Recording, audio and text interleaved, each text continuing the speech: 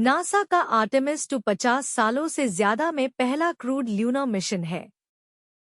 4 astronauts moon के चारों ओर यात्रा करेंगे, ह्यूमैनिटी को एक लॉन्ग टर्म ल्यूनर प्रेजेंस के लिए तैयार करते हुए साइंटिफिक डिस्कवरी और एक्सप्लोरेशन के लिए। यह 10 दिन की test flight deep space exploration capabilities की एक रेंज को डेमोन्स्ट्रेट करेगी।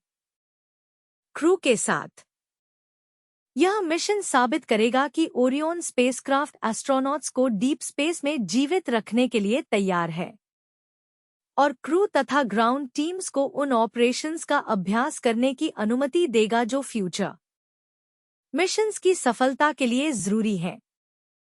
लॉन्च के दिन आर्टेमिस 2 क्रू अपने सूट पहनती है, अंतिम जांच से गुजरती है और राइड करती है। क्रू ट्रांसपोर्टेशन व्हीकल्स में लॉन्चपद 39B तक नासा के केनेडी स्पेस सेंटर पर फ्लोरिडा में मोबाइल लॉन्चर पर रखा हुआ नासा का 322 फुट टॉल एसएलएस या space launch system rocket Orion spacecraft crew का इंतजार कर रहा है। जब यह तैयार हो जाता है तो क्राउलर पर व्हीकल असेंबली बिल्डिंग से 4 मील की यात्रा होती है, ट्रांसपोर्टर से पैड तक। Launch team SLS propellant tanks को 700,000 गैलन से ज्यादा लिक्विड ऑक्सीजन से भरती है और लिक्विड हाइड्रोजन से और गाइडेंस, कम्युनिकेशंस और एवियोनिक्स को वेरीफाई करती है। लिफ्ट ऑफ से 12 सेकंड पहले हाइड्रोजन बर्न ऑफ इग्नाइटर्स फायर हो जाते हैं।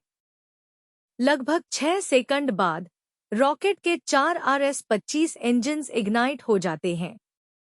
जब काउंटडाउन 0 पर पहुंचता है, अम्बिलिकल्स रिट्रैक्ट हो जाते हैं, जिससे एसएलएस, क्रू और ओरियन को यात्रा शुरू करने की क्लियरेंस मिल जाती है।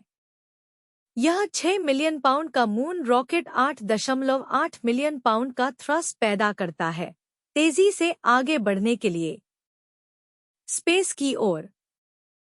इस शक्ति का 75% 2 17 मंजिला सॉलिड रॉकेट बूस्टर्स से आता है, हर एक 3.6 मिलियन पाउंड का थ्रस्ट। लगभग 2 मिनट बाद बूस्टर अलग हो जाते हैं, उनका सॉलिड प्रोपेलेंट खत्म हो चुका होता है। कोर स्टेज और उसके RS-25 इंजन ओरियन और क्रू को अंतरिक्ष में धकेलते रहते हैं। 3 मिनट बाद ओरियन के सर्विस मॉड्यूल को घेरे हुए सुरक्षात्मक फेरिंग्स अलग हो जाते हैं, जिससे उसके सोलर अरेज सामने आ जाते हैं। 6 सेकंड बाद लॉन्च अबॉर्ट सिस्टम को ओरियन से इजेक्ट कर दिया जाता है। क्रू सुरक्षित रूप से अर्थ ऑर्बिट में पहुंच चुका है, हालांकि वे अभी भी सर्विस मॉड्यूल का उपयोग करके अबॉर्ट कर सकते हैं। इंजन से लॉन्च के लगभग 8 मिनट बाद एसएलएस कोस्टेज इंजन्स बंद हो जाते हैं और इंटरिम क्रायोजेनिक प्रोपल्शन स्टेज या ICPS और ओरियन कोर स्टेज से अलग हो जाते हैं। ओरियन और ICPS अब स्वतंत्र रूप से उड़ रहे हैं। ओरियन के 4 सोलर अरेज तैनात होते हैं, स्पेसक्राफ्ट को पावर देते हुए और इसकी बैटरीज को चार्ज करते हुए। जब यह चांद तक और वापस की यात्रा के दौरान डायरेक्ट सनलाइट से बाहर निकलता है। 90 मिनट ऑर्बिट के बाद रॉकेट के अपर स्टेज या ICPS का इंजन इग्नाइट होता है ताकि ओरियन को एक हाई अर्थ ऑर्बिट तक पहुंचा सके। ह्यूस्टन में मिशन कंट्रोल में आर्टेमिस 2 क्रू ने फिर लगभग 24 घंटे का सिस्टम्स चेक शुरू किया।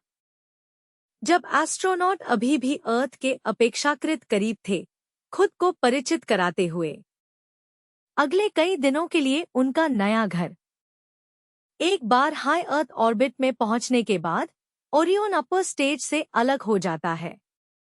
एक्सपेंडेड ICPS और ओरियन स्टेज अडेप्टर एक मैनुअल हैंडलिंग टेस्ट के लिए टारगेट के रूप में काम करते हैं, जिसे प्रॉक्सिमिटी ऑपरेशंस डेमोन्स्ट्रेशन कहा जाता है, जो फ्यूचर क्रूज को रॉन्डेवू डॉकिंग के लिए तैयार करता है और दूसरे स्पेसक्राफ्ट के साथ अनडॉकिंग करना। इस डेमोन्स्ट्रेशन के दौरान आर्टेमिस 2 के एस्ट्रोनॉट्स कैमरास और ओरियन की विंडो से स्पेसक्राफ्ट को पायलट करते हैं जब वे पास आते हैं और दूर जाते हैं। ओरियन की हैंडलिंग क्वालिटीज हार्डवेयर और सॉफ्टवेयर का आकलन करते हैं।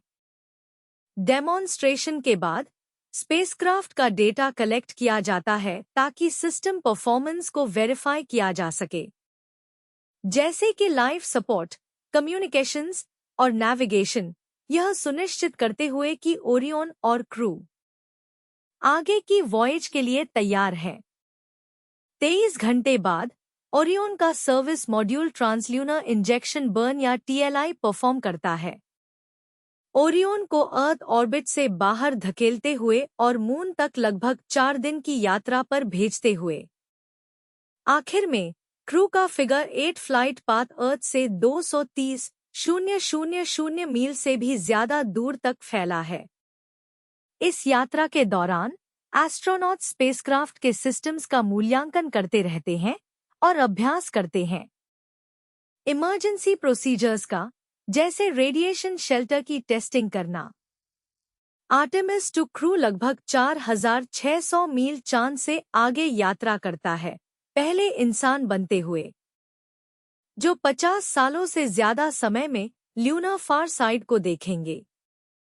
उनकी ऑब्जर्वेशंस हमें चांद पर भविष्य के मिशंस के लिए तैयार करने में मदद करेंगी। इस दौरान मिशन कंट्रोल के बीच एक अपेक्षित कम्युनिकेशन ब्लैकआउट होगा और स्पेसक्राफ्ट, जैसे ही क्रू मून के फार साइड से लौटता है, ओरियन को अर्थ की ग्रेविटी घर की ओर खींचती है, एक फ्री रिटर्न ट्रेजेक्ट्री में, जिससे एक फ्यूल एफिशिएंट 4 दिन की ट्रिप सुनिश्चित होती है। एटमॉस्फेयर में एंटर करने से पहले ओरियन का क्रू मॉड्यूल सर्विस मॉड्यूल से अलग हो जाता है। 12 थ्रस्टर्स यह सुनिश्चित करते हैं कि ओरियन पृथ्वी की सतह से लगभग 75 मील की एल्टीट्यूड पर ठीक से ओरिएंटेड हो। ओरियन और क्रू पृथ्वी के एटमॉस्फेयर में लगभग 25,000 मील प्रति घंटे की स्पीड से प्रवेश करते हैं।